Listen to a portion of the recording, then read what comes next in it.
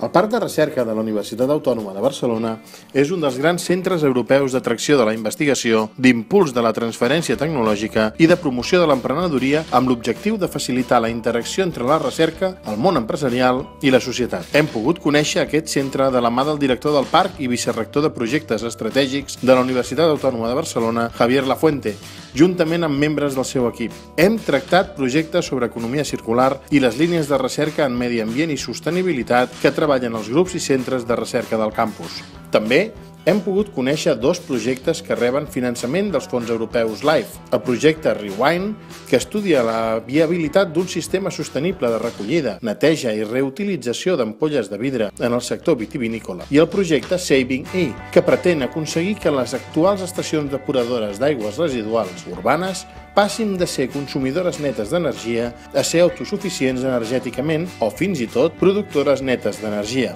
D'altra banda, ens han mostrat l'edifici de l'Institut de Ciència i Tecnologia Ambientals dissenyat amb criteris de sostenibilitat. Ha estat una visita profitosa perquè hem pogut conèixer de primera mà, un cop més, que tenim centres de recerca de referència internacional, amb un gran potencial de transferència tecnològica i de coneixements gràcies a un capital humà essencial. I la Unió Europea impulsa aquest potencial i aquest capital humà a través de fons i programes de finançament perquè aquests projectes esdevinguin un motor de desenvolupament econòmic i social.